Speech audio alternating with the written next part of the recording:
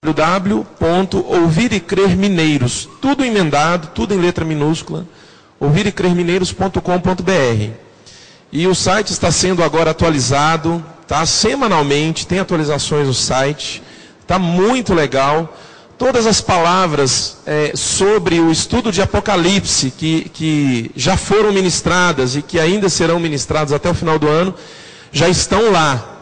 Todas as palavras que nós ministramos até quarta-feira passada já estão no site. As palavras de domingo que nós temos ministrado também, já está no site também. Se você entrar lá, você vai poder ouvir a palavra que o pastor Joás ministrou na semana passada. E tem outras palavras, essa também de hoje está sendo gravada.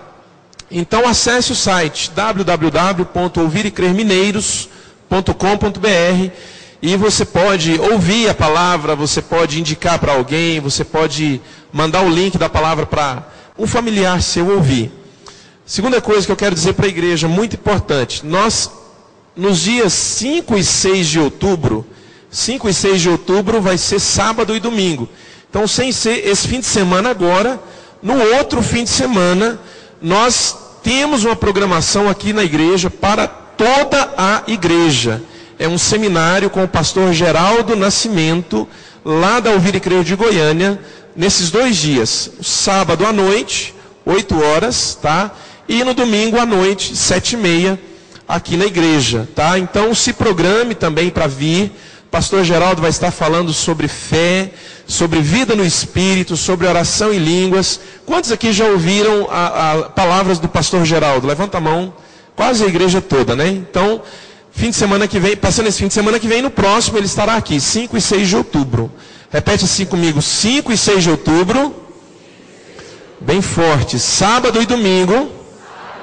Seminário de vida no Espírito com o pastor Geraldo. Irmãos, por favor, venha, tá? Venha para você ser abençoado, vai ser uma bênção. O pastor Geraldo é muito usado por Deus para poder falar sobre vida no Espírito, sobre fé. Então será tremendo. Amém? Amém, querido?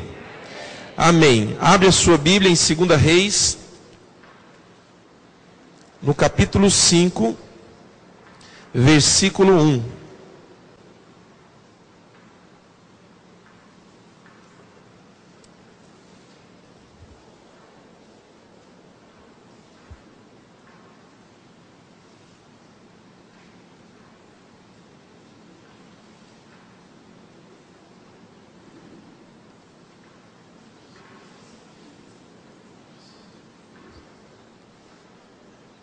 Segunda Reis, capítulo 5, versículo 1, nós vamos ler essa história até o versículo 19, e preste bastante atenção, é uma história linda, e daqui nós vamos tirar algumas lições preciosas nessa noite. Segunda Reis, capítulo 5, versículo 1. Todos encontraram? Amém? A palavra de Deus diz assim, irmãos: Naamã, comandante do exército do rei da Síria, era muito respeitado e honrado pelo Senhor, pois por meio dele o Senhor dera vitória à Síria. Mas esse grande guerreiro ficou leproso. Ora, tropas da Síria haviam atacado Israel e levado cativo uma menina. Repete assim, uma menina. Repete assim mais forte, uma menina, que passou a servir a mulher de Naamã. Um dia, essa menina disse à sua senhora: ah, se o meu senhor procurasse o profeta que está em Samaria, com certeza ele o curaria da lepra. Naamã foi contar ao seu senhor o que a menina israelita dissera. O rei da Síria respondeu: vá, eu lhe darei uma carta que você entregará ao rei de Israel. Então Naamã partiu, levando consigo 350 quilos de prata, 72 quilos de ouro, 10 mudas de roupas finas. Versículo 7. Assim que o rei de Israel leu a carta, rasgou as vestes e disse: por acaso sou Deus capaz de conceder vida ou morte? Porque este homem me envia alguém para que eu o cure de lepra.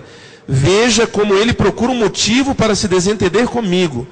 Quando Eliseu, o homem de Deus, soube que o rei de Israel havia rasgado suas vestes, mandou-lhe essa mensagem: por que rasgaste tuas vestes? Envia Naamã a mim, e ele saberá que há profeta em Israel.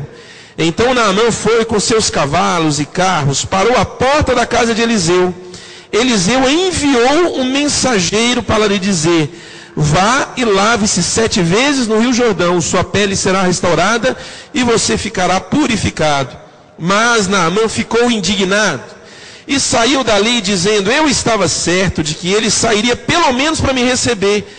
Invocaria em pé o nome do Senhor, moveria a mão sobre o lugar afetado e me curaria da lepra. Não são os rios Abana e Farfara em Damasco melhores do que todas as águas de Israel? Será que não poderia lavar-me neles e ser purificado? E foi embora dali furioso. Mas os seus servos lhe disseram: meu pai, se o profeta lhe tivesse pedido alguma coisa difícil, o Senhor não faria? Quanto mais quando ele apenas lhe disse que se lave e será purificado. Assim Naamã desceu ao Jordão, mergulhou 7 vezes, conforme a ordem do homem de Deus, e foi purificado. Sua pele se tornou como a de uma criança. Então Naamã e toda a sua comitiva voltaram à casa do homem de Deus. Ao chegar diante do profeta, Naamã lhe disse: agora sei que não há Deus em nenhum outro lugar senão em Israel. Por favor, aceita um presente do teu servo. O profeta respondeu: juro pelo nome do Senhor, a quem sirvo, que nada aceitarei. Embora Naamã insistisse, ele recusou.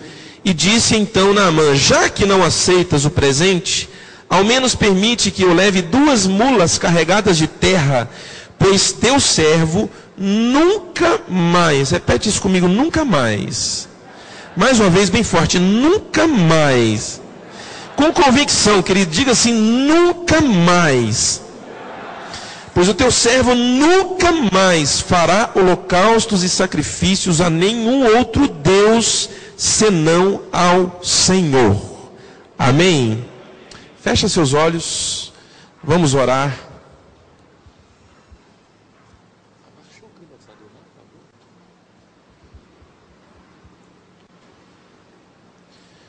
Pai, nós nos colocamos diante do Senhor e pedimos para que a Tua palavra seja muito clara para nós.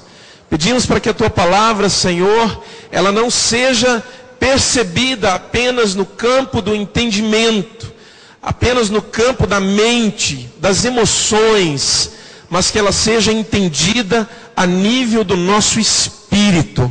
Que ela seja revelada para nós, Senhor, que nos traga pleno entendimento das coisas que o Teu Espírito Santo deseja nos falar, baseado nessa história. Em nome de Jesus, amém, Senhor. Amém. Naamã era sírio. Se você conhece um pouco de geografia, a Síria está um pouco acima de Israel. Naamã era um grande guerreiro. Era o chefe de todo o exército do rei da Síria. E o texto diz que, sendo um grande guerreiro, através dele, Deus deu várias vitórias para a Síria. Naamã era uma pessoa muito respeitada. Naamã era uma pessoa nobre, muito querido pelo rei da Síria. Só que Naamã ficou leproso. A lepra, querida, era uma doença terrível, exalava mau cheiro. O corpo ia sendo comido por aquela infecção. Normalmente pessoas que tinham focos de lepra no rosto, o rosto ia sendo comido. Então às vezes a pessoa usava máscara porque ficava muito feio. E Naamã estava nessa condição, estava leproso. Acontece que a história diz, o texto aqui na palavra de Deus diz, que as tropas da Síria, sob a liderança de Naamã, tinham atacado Israel. E nesse ataque, quando eles despojaram Israel, venceram Israel, despojaram Israel, eles levaram cativa uma menina. O texto aqui, querido, não diz o nome dessa menina. E diz que era uma menina, não diz que ela era uma moça, porque se fosse moça talvez seria maior, talvez teria aí uns 18, 19 anos. Mas era uma menina, talvez uma menina de uns 12 anos de idade. Era uma criança. E essa criança um dia, ela falou assim para a serva dela, porque ela foi levada cativa e se tornou serva da esposa de Naamã. E ela disse assim: ah, se o meu senhor soubesse do profeta que há em Israel, com certeza ele iria até lá e seria curado da lepra. E no desenrolar da história nós vemos que Naamã, ele fica curioso com aquilo, com aquela possibilidade de cura, por causa do testemunho dessa menina. Ele vai no rei, fala com o rei dá uma carta para ele entregar para o rei de Israel. A carta dizia: eu quero que você cure Naamã da lepra. E então vocês se lembram da história. Naamã vai na casa de Eliseu, Eliseu nem se digna recebê-lo, manda um mensageiro: olha, vai tomar banho, Naamã. Fala assim para o seu irmão: vai tomar banho. Fala, olha para ele e diz assim: vai tomar banho, meu irmão, na graça de Deus. Eliseu manda falar assim para Naamã: Naamã, vai tomar banho lá no Rio Jordão, mergulhe lá 7 vezes. Irmãos, Naamã fica furioso. Ele fala assim: o cara nem saiu para me receber. Agora, esse rio poluído, sujo, aqui os rios lá de Damasco é a capital da Síria, é até hoje. Os rios lá de Damasco são muito melhores do que esse. Poderia eu me banhar lá e ser curado? Os servos de Naamã convencem ele: não, meu senhor, vai lá, ele não mandou você fazer uma coisa difícil, vai lá.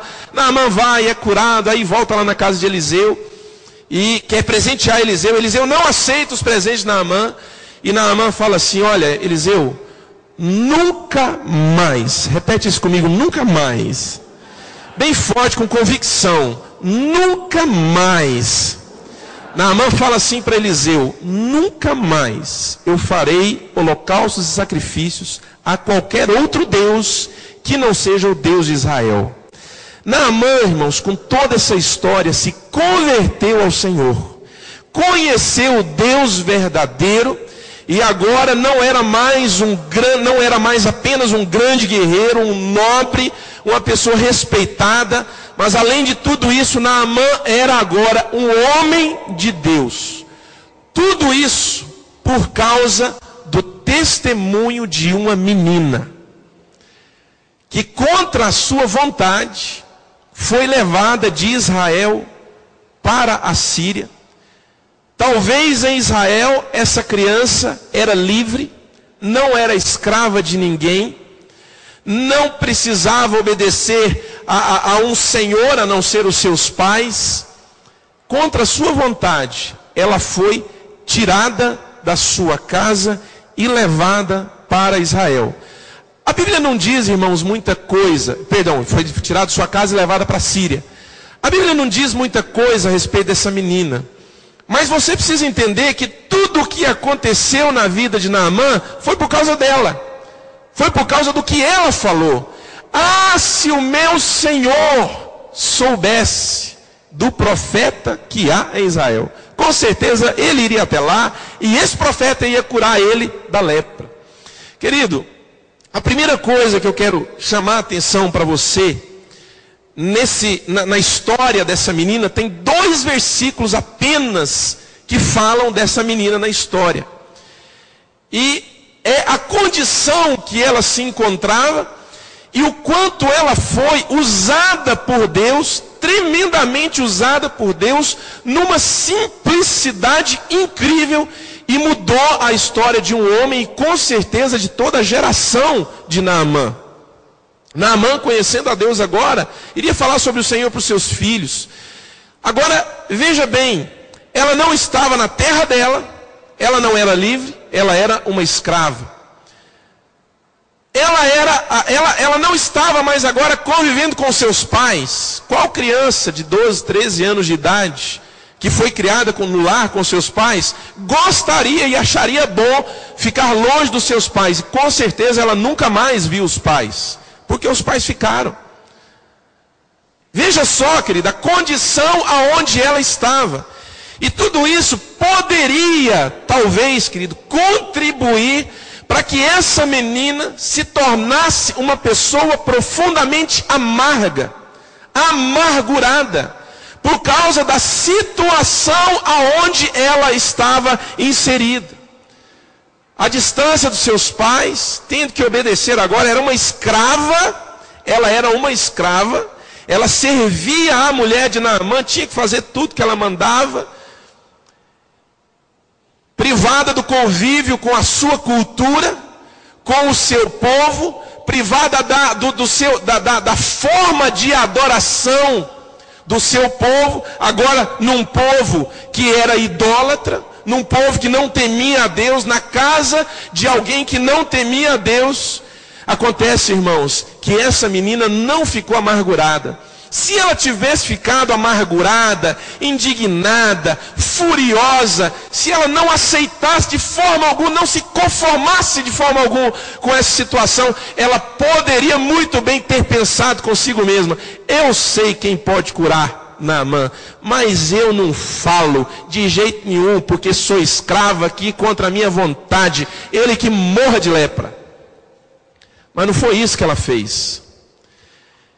Ela procurou a sua senhora e falou assim: minha senhora, se o meu senhor procurasse o profeta em Israel. Querida, eu quero dizer uma coisa para você.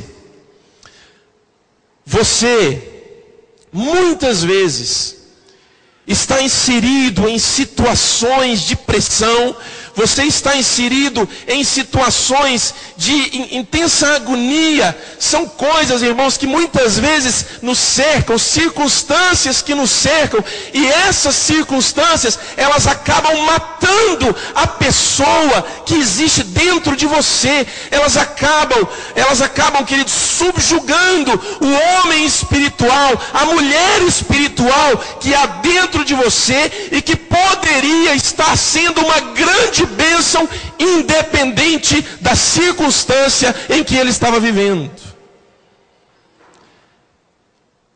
Isso não foi o caso dessa menina. Essa menina não considerou que estava longe da família, não considerou que era escrava, ela não considerou nada disso, mas ela não deixou com que toda aquela situação subjugasse aquilo que ela entendia e sabia no seu espírito, que em Israel havia um Deus que poderia mudar a história daquele homem que fez dela escrava da esposa de Naamã. Quantos estão entendendo o que eu estou dizendo, querido? Muitas vezes, irmãos, nós permitimos com que essas circunstâncias da vida, decepções da vida, venham, irmãos, subjugar aquilo que o Espírito de Deus tem plantado em nós, as raízes que o Senhor tem formado em nós, aquilo que nós temos aprendido, irmãos, e muitas vezes brota dentro de nós um espírito de revolta terrível, porque não se aceita aquela situação de agonia que se está passando, não se aceita aquela situação de tribulação que se está passando, torna-se uma pessoa amargurada, e aquele que poderia estar sendo bênção ali, passando pelo vale da sombra da morte, agora não é mais.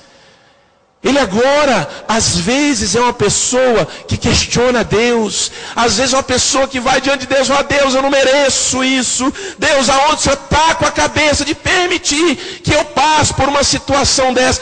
Querido, às vezes ele não fala isso com os lábios, mas o coração dele está tomado dessa revolta. E revoltado ele está, e revoltado ele tem estado nos últimos anos da vida dele. E se ele não mudar a cabeça, revoltado ele continuará e deixará de ser uma fonte de bênção.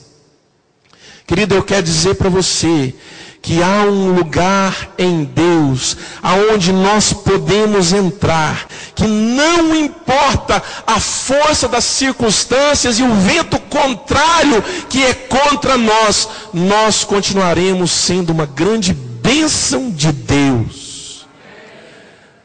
A palavra de Deus diz que a bênção de Deus enriquece, e com ela não vem o desgosto.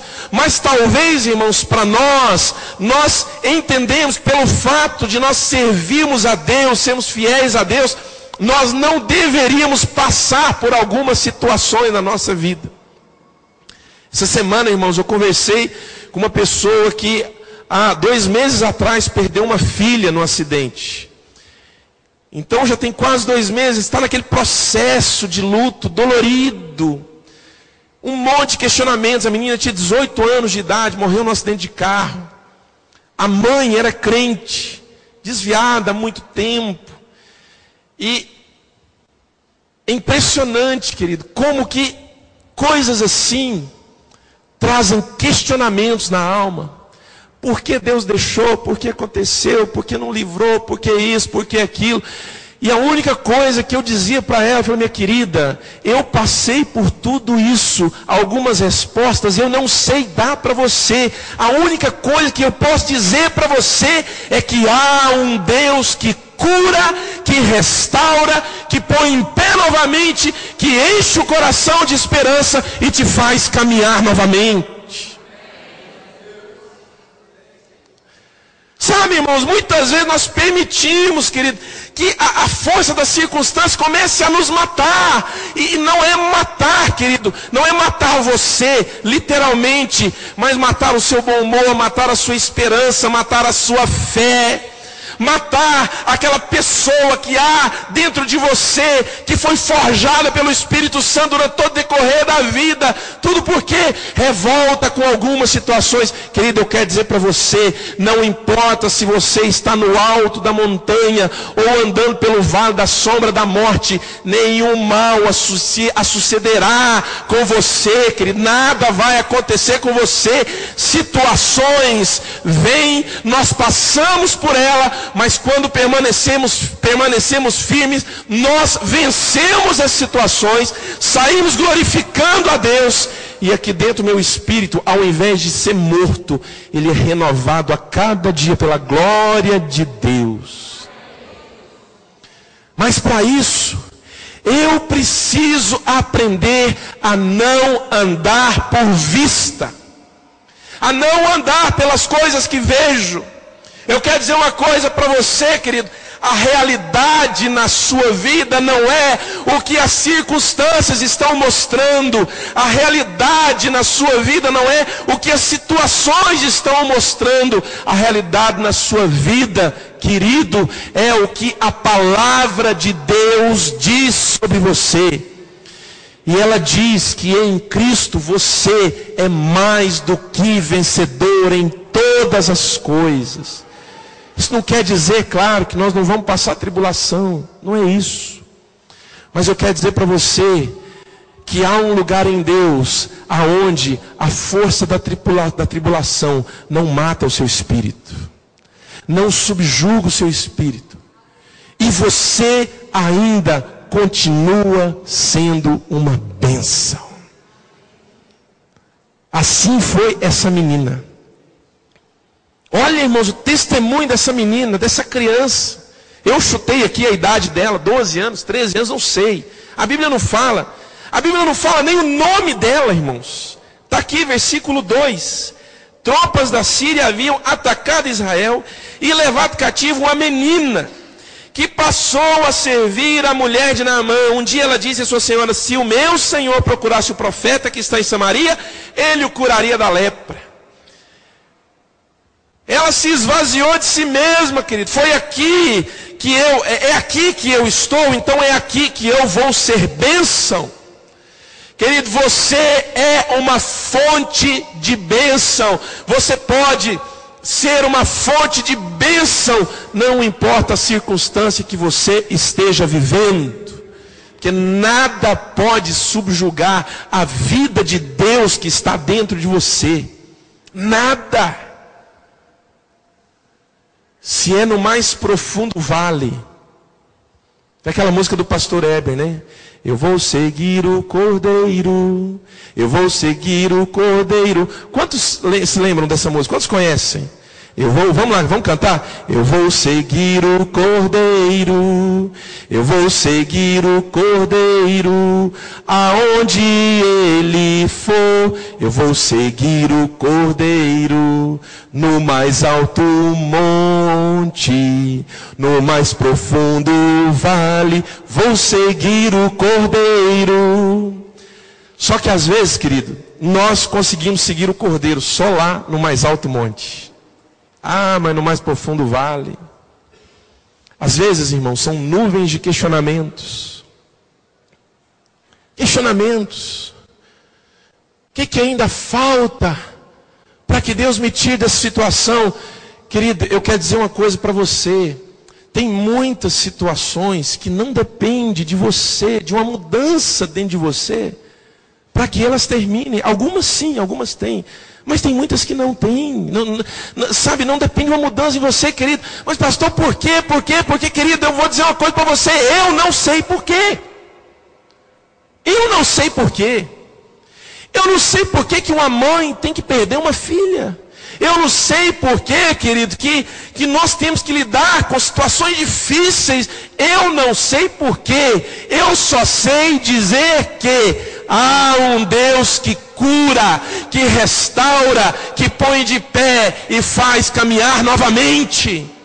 Há um Deus que me guarda. E que mesmo que o meu homem exterior esteja perecendo, me refiro agora não à morte, mas me refiro a situações que te humilham, você não queria passar, situações que são terríveis humilhações, confrontos para você. É isso que é o perecimento do homem exterior, sabe? Quando todas as circunstâncias são contrárias para você, e talvez você vai sentindo aquele negócio que vai cair, querido. A palavra de Deus diz que ainda que o homem exterior pereça, se corrompa, contudo o homem interior se renova dia após dia. Cada dia o homem interior se renova, de forma que nós andamos por fé e não pelo que nós vemos. Não é a situação que tem a verdade sobre você. O que tem a verdade sobre você é o que a palavra de Deus diz.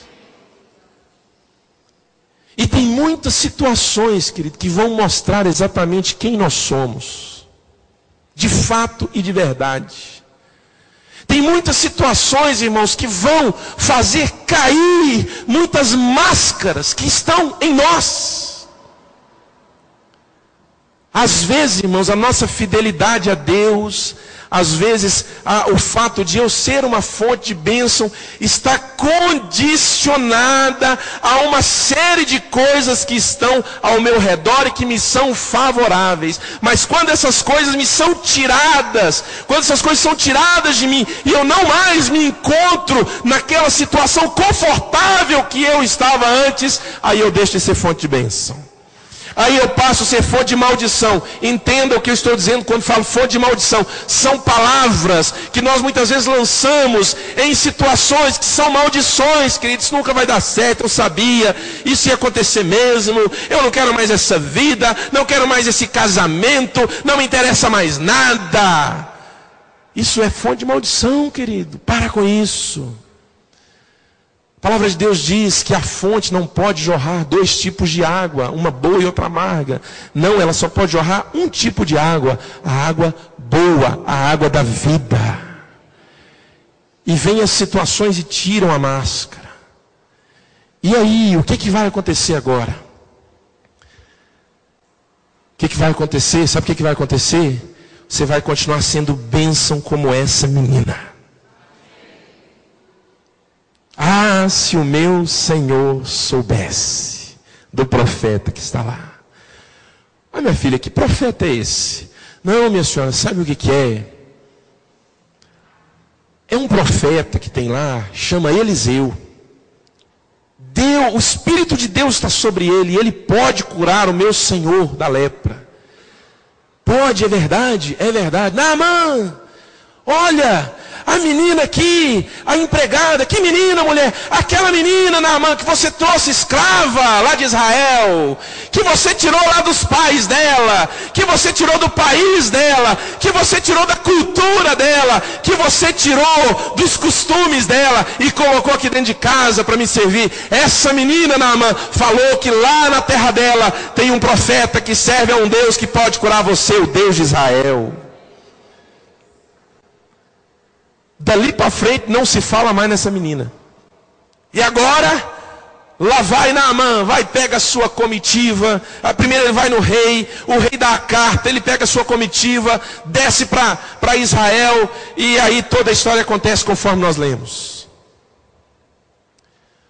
Sabe, irmãos, um texto que me vem na mente agora é Filipenses, capítulo 2. Vamos abrir lá em Filipenses, capítulo 2.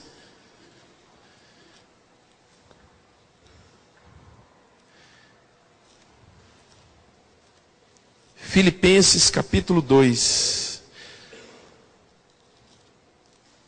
Filipenses está depois de Efésios. Mateus, Marcos, Lucas, João, Atos, Romanos, 1 e 2 Coríntios, Gálatas, Efésios, Filipenses, capítulo 2, versículo 5. A palavra de Deus diz assim: seja a atitude de vocês a mesma de Cristo Jesus, que, embora sendo Deus, não considerou que o ser igual a Deus era algo a que ele devia pegar-se. Antes, esvaziou-se a si mesmo, vindo a se tornar um servo. Olha, irmãos, o Deus que se tornou servo. Essa palavra servo aqui, irmãos, na verdade, ela significa escravo. Aqui na minha Bíblia tem um comentário que diz assim: assumindo a forma de escravo. É um comentário para essa palavra, assumindo a forma de escravo. Deus se tornou um escravo. Jesus, Deus pleno da glória, do poder, criador do universo, se torna um escravo, tornando-se semelhante aos homens e sendo encontrado em forma humana. Deus, cheio de graça, resplendor, todo poder, criador dos céus e da terra, imortal e eterno, agora assume a forma de um homem, sujeito ao pecado, sujeito à morte. Que humilhação, irmãos. Versículo 8: e sendo encontrado em forma humana, humilhou-se a si mesmo e foi obediente até a morte, e morte de cruz. Por isso Deus o exaltou à mais alta posição e lhe deu o nome que está acima de todo nome, para que ao nome de Jesus se dobre todo joelho nos céus e na terra e debaixo da terra, e toda língua confesse que Jesus Cristo é o Senhor, para a glória de Deus Pai. Lembrando que no início desse texto Paulo diz assim: seja a atitude de vocês a mesma de Jesus Cristo.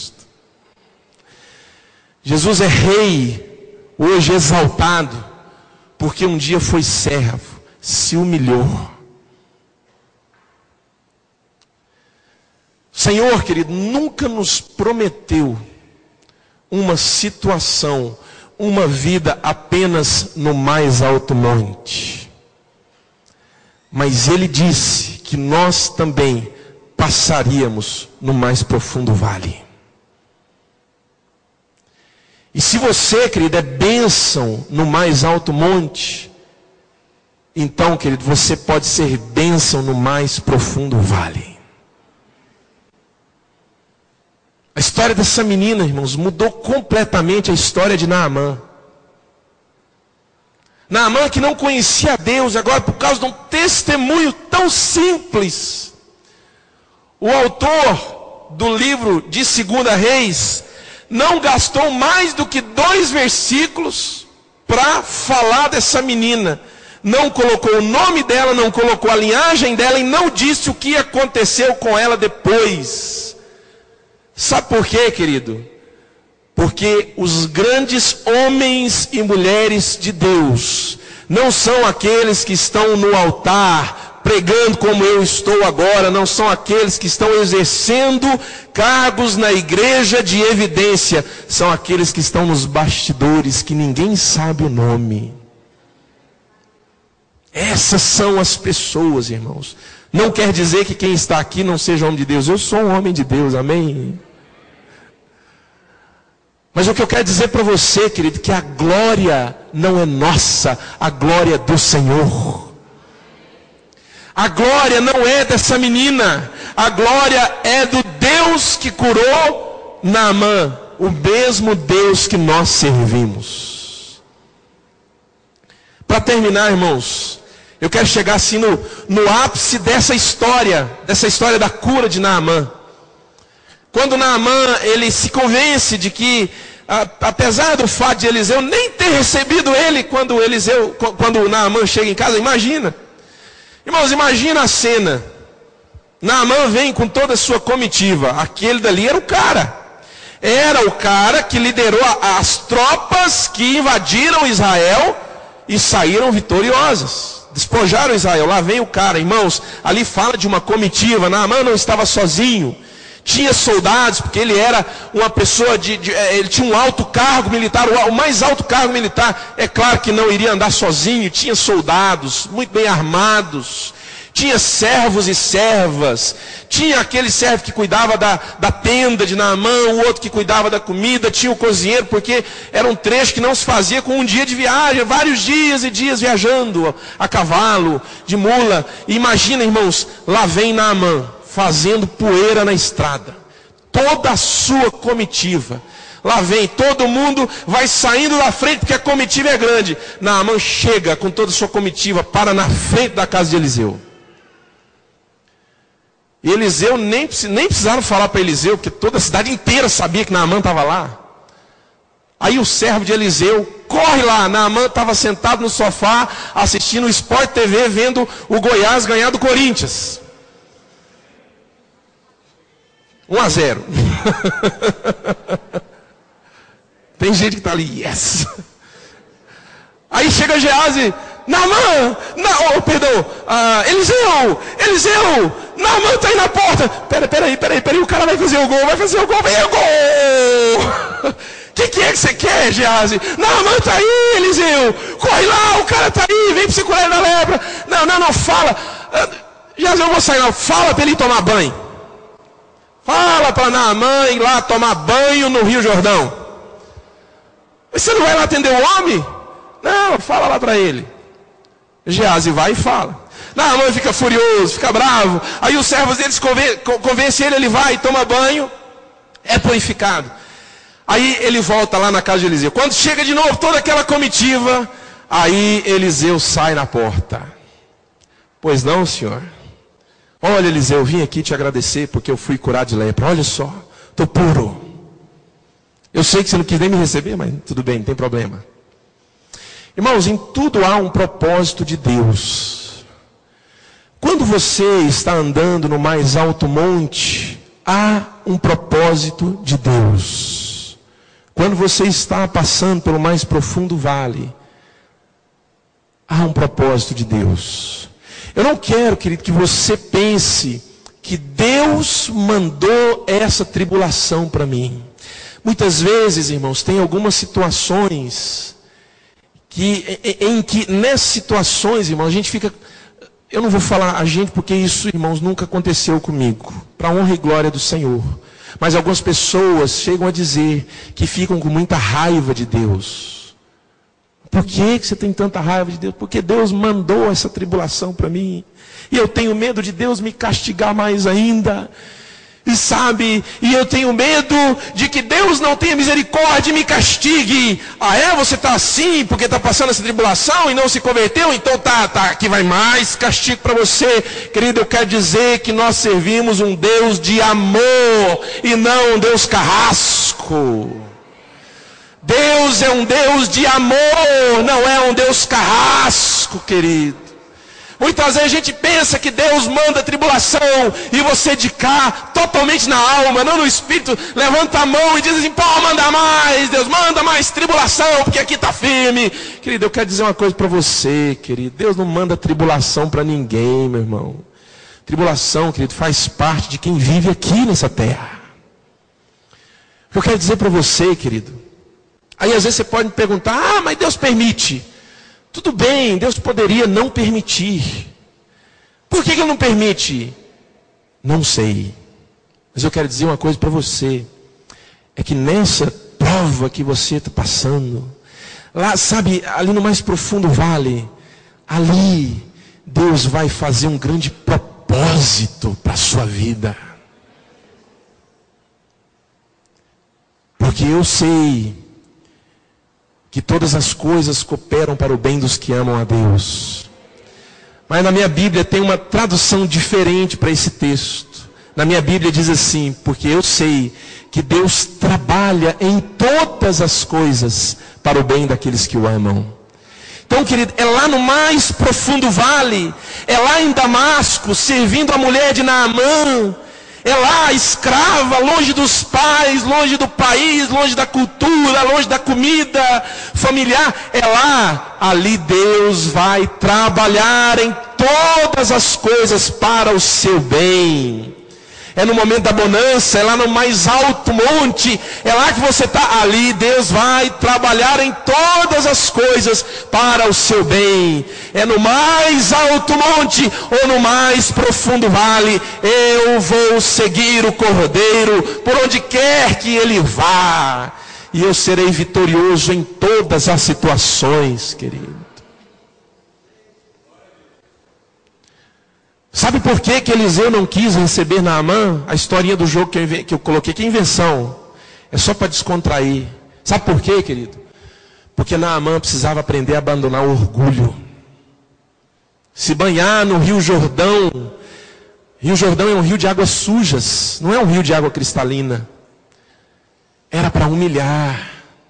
Sabe, irmãos, muitas vezes tem lá no mais profundo vale, tem algumas situações que vão fazer cair estruturas que estão dentro de nós e que impedem a livre operação do Espírito de Deus em nós. Essas estruturas têm que cair, e elas vão caindo, e elas vão caindo, e a graça de Deus, querido, ela vai nos sustentando e vai renovando. É o homem exterior perecendo e o interior se renovando dia após dia. Aí, irmãos, caminhando agora para a gente terminar. Naamã oferece presentes para Eliseu. Não, Eliseu, olha, eu trouxe aqui 375 quilos de prata. Irmãos, isso valia muito dinheiro. Eliseu falou assim, Naamã, eu não quero. Não, não pega aqui 2 quilos de ouro. Não, Naamã, eu não quero. Não quero nada. Porque quem te curou foi Deus, não foi eu. Então, Eliseu, me permite uma coisa. Eu tenho aqui algumas mulas. Eu queria levar 2 mulas carregadas de terra. Pegar a terra de Israel. Pegar a terra, encher ali o saco, né? O saco encher o saco lá de terra e colocar em cima da mula. Eu quero levar essa terra. Isso vai ser um memorial para mim, uma lembrança de que aqui nessa terra Deus me curou. Mas tem mais uma coisa, Eliseu. Nunca mais. Repete comigo isso, querido. Nunca mais.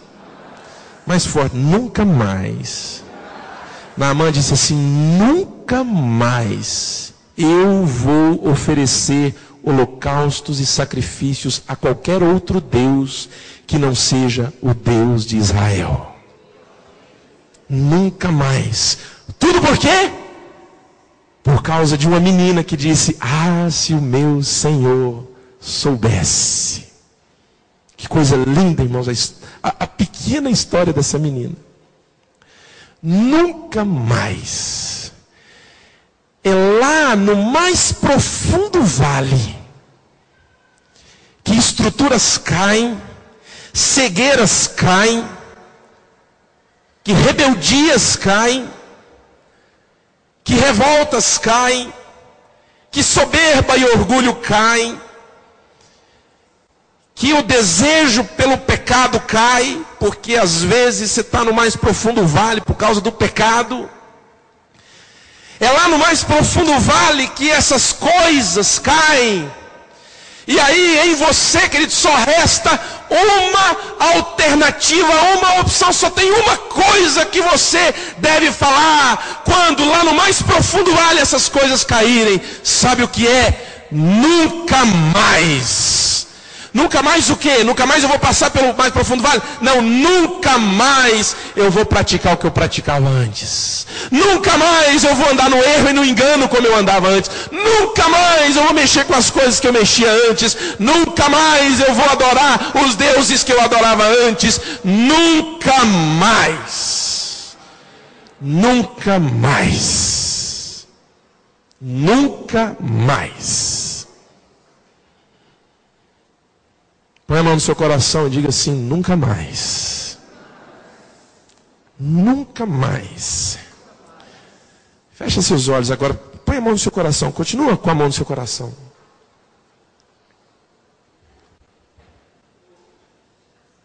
Eu quero que você, querido, pense agora. O que tem feito mal para você e que você, às vezes, no mais profundo vale, agora percebeu? Eu quero que para isso você diga: nunca mais. Eu quero ouvir você. Eu não quero ouvir o que é. Eu quero ouvir você dizer com seus lábios: nunca mais. Diga agora: nunca mais. Pense em outra coisa, que sempre te fez mal e lá no mais profundo você percebeu. E diga: nunca mais. Pense em outra situação, coisas que você cometeu, pecados, erros, ofensas, coisas que não deveria ter feito, coisas que talvez ninguém sabe, estão muito bem escondidas dentro de você. Talvez você não pratica mais. A questão agora não é essa. A questão é você decidir agora nunca mais. Para essas coisas, diga agora: nunca mais. Nunca mais. Diga para o Senhor, querido: Senhor, é claro que eu não quero ficar o resto da minha vida no mais profundo vale. Ninguém quer. Eu quero subir no mais alto monte. Mas mesmo que eu continue andando no mais profundo vale, vai dizendo isso, querido. E deixa o Espírito Santo ir fazendo você. Mesmo, Senhor, que eu tenha que ser levado contra a minha vontade para Damasco, para a Síria, trocar a minha liberdade pela escravidão, por servir uma pessoa. Você está entendendo o que eu estou dizendo? Estou parafraseando o texto da menina. Mesmo que você nunca mais volte para a sua família, para os seus pais, para a sua terra, diga para o Senhor: Senhor, independente disso, nunca mais. Posso servir a mulher de Naamã a vida inteira, mas nunca mais. O que eu estou querendo te dizer, querido, é que não importa a circunstância que você viva, não importa, decida hoje nunca mais cometer as coisas que cometia. Decida hoje ser uma bênção. Decida hoje não permitir que a pressão, que a força da circunstância subjugue a vida de Deus em você, o Espírito de Deus em você. E se isso aconteceu, querido, diga agora: nunca mais eu vou permitir isso. Porque Deus vai te dar graça. Deus vai te dar graça para que você seja como essa menina. Não importa onde eu estou, não importa a circunstância, se é no mais alto monte ou no mais profundo vale, eu vou seguir o Cordeiro. Fica de pé. Vamos ver se a gente consegue cantar essa canção.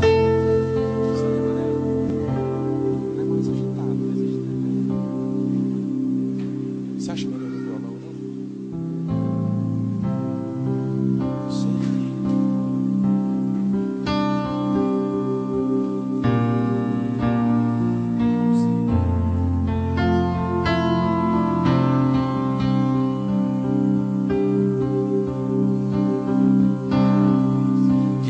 Cordeiro, vamos cantar, vamos lá, vamos ver se sai. Eu vou seguir o Cordeiro pra onde ele for. Vou seguir o Cordeiro. É isso aí, vamos lá, bem forte, vamos lá. Eu vou seguir o Cordeiro. Eu vou seguir o Cordeiro pra onde ele for. Vou seguir o Cordeiro. Mais uma vez, eu vou seguir o Cordeiro, bem forte, vamos lá. Eu vou seguir o Cordeiro. Cante. Eu vou seguir o Cordeiro. Pra onde ele for, vou seguir o Cordeiro. No mais alto monte agora, olha só. No mais alto monte, no mais profundo vale, vou seguir o Cordeiro. É isso aí. Vai lá de novo, no mais alto monte. No mais alto monte, no mais profundo vale, vou seguir o Cordeiro. Eu vou, vou seguir o Cordeiro.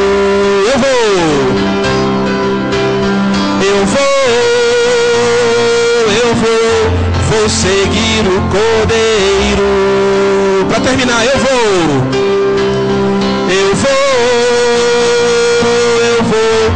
seguir o Cordeiro. Você crê, aplaude o Senhor Jesus. Amém? Glória a Deus.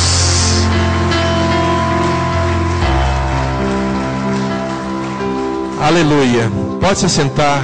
Glória a Deus. Quem está nos visitando hoje pela primeira vez, faz um sinalzinho assim.